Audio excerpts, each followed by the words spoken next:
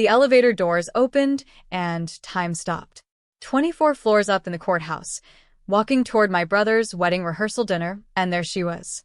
The woman who was about to become my sister-in-law. The woman my brother Marcus had described as his princess, his salvation, his everything. She looked up from her conversation, and our eyes met across the private dining room. Her face went pale.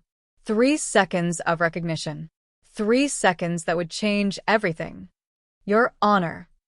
The words fell from her lips like a confession, like a prayer, like an apology she'd been carrying for months. My brother Marcus froze mid-laugh. The entire room fell silent.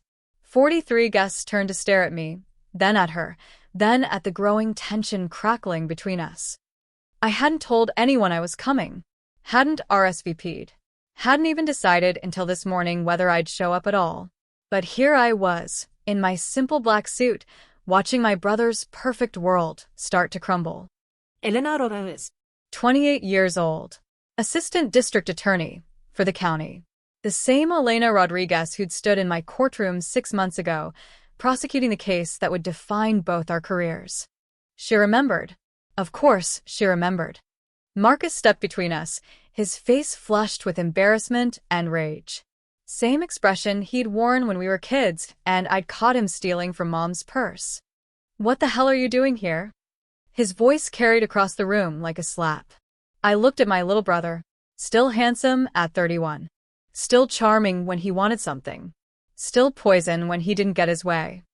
"I'm attending my brother's rehearsal dinner." "You weren't invited." The words hit exactly as he'd intended. Sharp. Cool. Designed to put me in my place in front of his new family. In front of Elena's parents, her siblings, her colleagues from the DA's office. "Marcus," Elena whispered, touching his arm. "Don't." But he was done pretending. Done with the careful politeness we'd maintained for years. The mask was off. "You're a disgrace," he said, loud enough for everyone to hear. "A disgrace to this family and everything we've tried to build." The silence stretched like a wire ready to snap. I felt 43 pairs of eyes boring into me, judging, waiting for my response. I could have left, should have left. Let them have their perfect evening with their perfect lies. Instead, I smiled. "Elena," I said, my voice calm as courtroom steel. "Congratulations on your engagement. I hope Marcus has told you all about our family." She looked between us, confusion and growing dread warring across her features. 3 months of dating my brother. 3 months of hearing his carefully edited version of our history. 3 months of building a relationship on a foundation of half-truths. "Of course he has," Elena's mother interjected, stepping forward with the protective instinct of a woman who'd raised 4 daughters.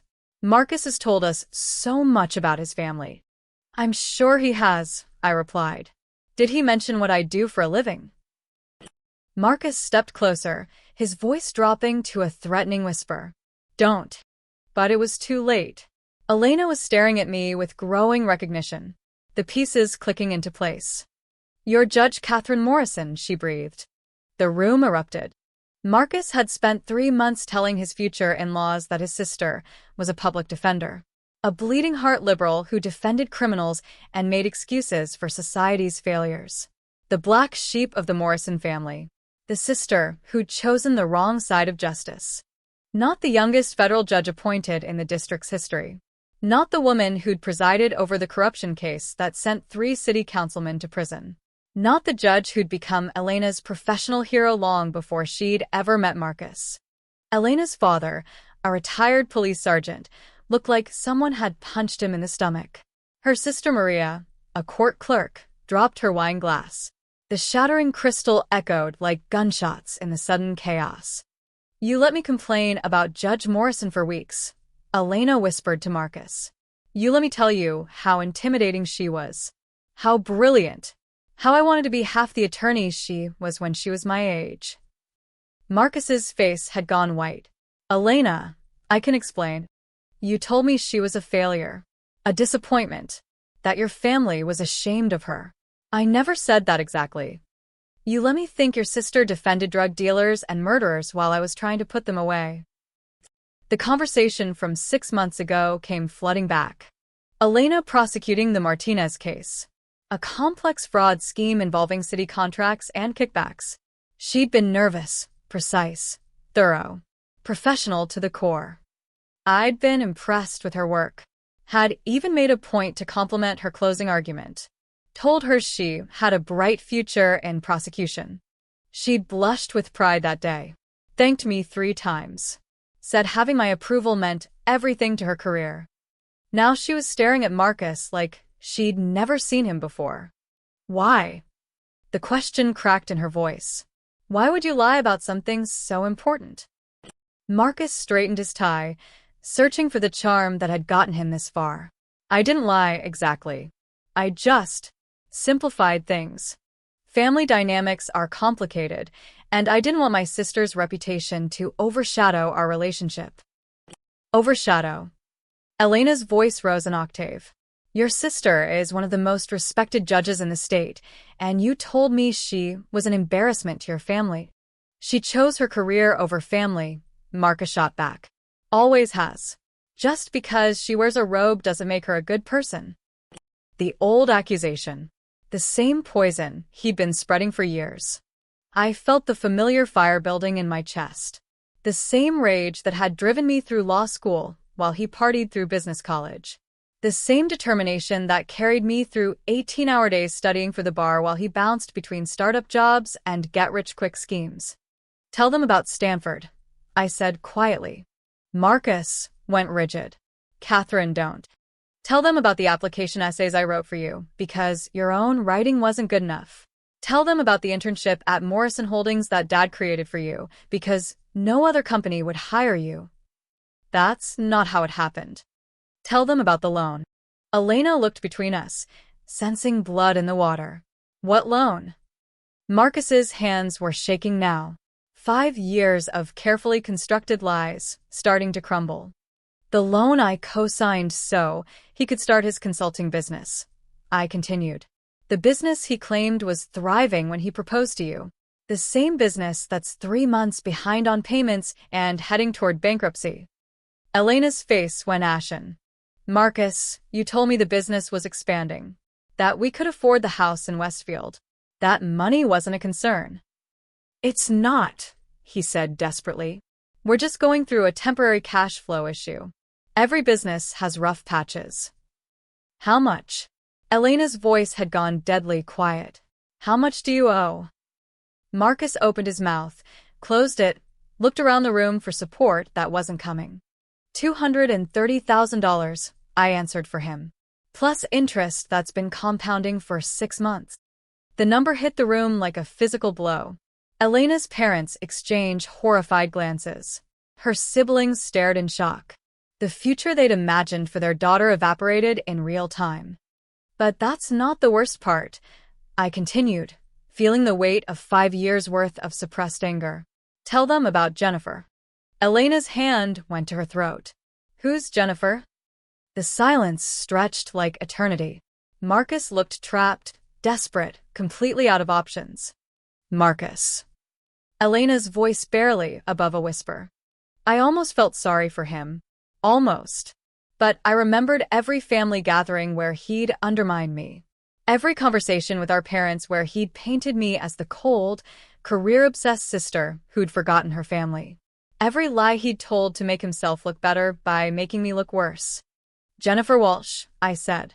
The woman he was living with until 3 weeks before he met you.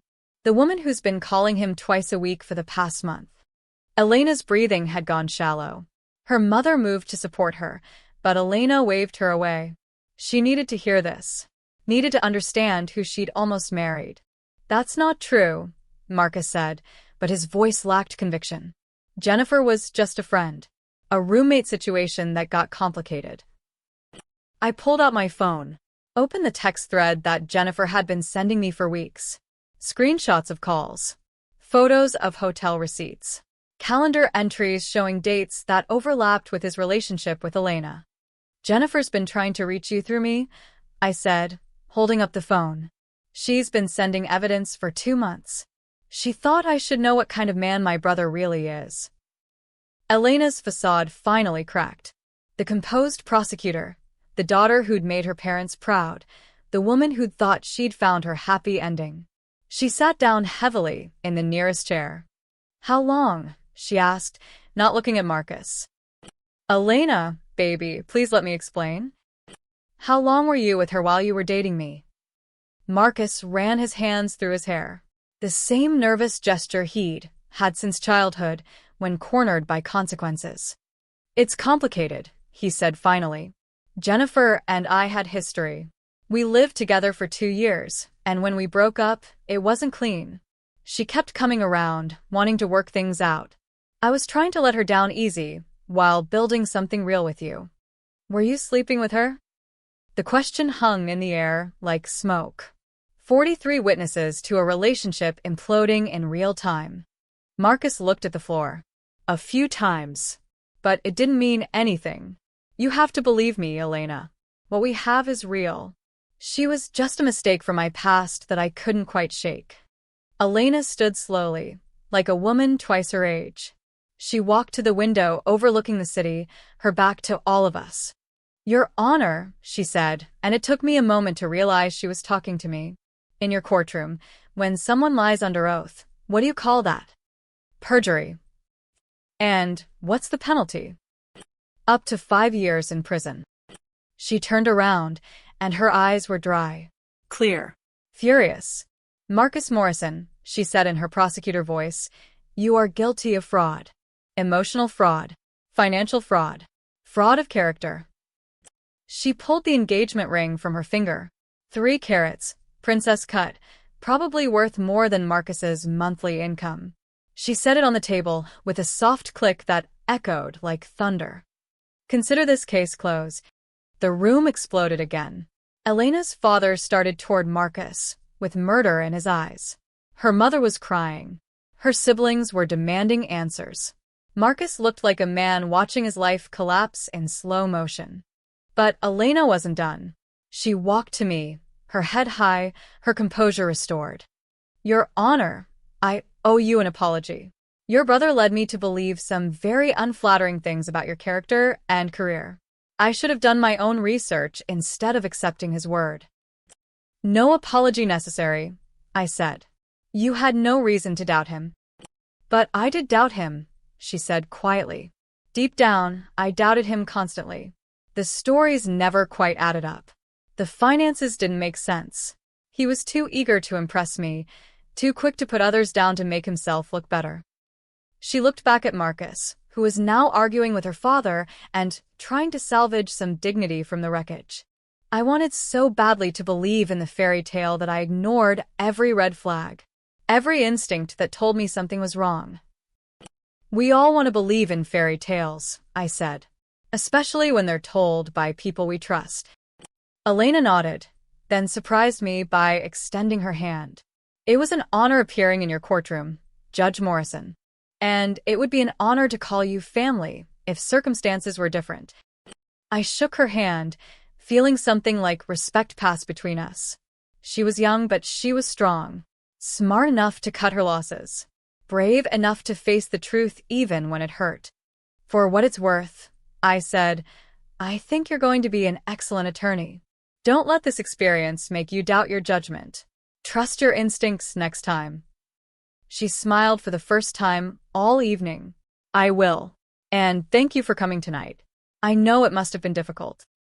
I looked around the room, at Elena's family rallying around her, at Marcus standing alone, isolated by his own choices, at the wedding that would never happen, the future that existed only in lies. Someone needed to tell the truth, I said. Elena gathered her purse, her dignity, and what remained of her composure. She hugged her parents, kissed her siblings goodbye, and walked toward the door. At the threshold, she turned back to Marcus one final time. "I hope you figure out who you really are," she said, "because the person you pretended to be would have been worth loving." Then she was gone, leaving behind a room full of shocked silence and a man who'd finally run out of lies to tell. Marcus turned to me, his face twisted with rage and humiliation. "Are you happy now?" he demanded. "You destroyed my life. Again." I didn't destroy anything, I replied. I just stopped letting you destroy mine. She was the best thing that ever happened to me. She deserved better than what you could give her. You have no idea what I could give her. You've been jealous of my relationships since we were kids. You can't stand that someone might love me more than they respect you. The accusation hit its target. For a moment, I felt the old doubt creeping in. The voice that whispered that maybe I was jealous. Maybe I was cold. Maybe I had chosen career over family, ambition over love. But then I remembered Jennifer's texts. The financial records I'd been helping Marcus hide from our parents for 2 years. The pattern of lies and manipulation that stretched back to our childhood. I'm not jealous of your relationships, I said quietly. I'm tired of cleaning up after them. I walked toward the elevator, leaving behind the wreckage of an evening that had started as a rehearsal dinner and ended as a trial. As the doors closed, I caught a final glimpse of Marcus standing alone in the empty restaurant, surrounded by scattered rose petals and broken crystal, finally facing the consequences of a lifetime of choices. The elevator descended 24 floors in silence. When the doors opened, Elena was standing in the lobby, staring out at the city lights. Are you all right? I asked. She turned, and I saw she'd been crying. Not the dramatic sobs of a woman destroyed, but the quiet tears of someone grieving a future that never really existed. I will be, she said. Eventually. Can I buy you a drink? Somewhere that's not upstairs. She almost smiled. That's probably not appropriate. You're a judge, I'm a prosecutor. There are ethical considerations. I'm also a woman who just watched her brother implode another relationship. Sometimes human connections matter more than professional boundaries. Elena considered this, then nodded. 1 drink. But you're not paying. This is my catastrophe. We walked out into the night together, leaving behind the courthouse, the rehearsal dinner, and the man who'd taught us both hard lessons about the difference between love and pretense. The city stretched out before us, full of possibility and new beginnings. Elena would heal. She'd learned to trust her instincts. She'd become the kind of prosecutor who changed lives and protected the innocent. Marcus would eventually find another woman willing to believe his stories. Another victim for his charm and manipulation. He'd never change because he'd never accepted responsibility for who he really was. But tonight, truth had won. Justice had been served. And 2 women who'd been strangers that morning had found something like understanding in the ruins of a wedding that was never meant to be. Your Honor, Elena had said when she first saw me. A title of respect that my own brother had never learned to use. A recognition of worth that he'd spent years trying to poison. Sometimes the family you choose matters more than the family you're born into. Sometimes standing alone with your integrity beats standing together with lies. The night air was cool against my face as we walked toward an uncertain future, leaving behind the wreckage of a relationship built on deception and the brother who'd finally run out of people willing to believe his version of the truth. Behind us, 24 floors up, a rehearsal dinner continued without its bride or its uninvited guest. But the real trial was over, and justice, as always, had prevailed.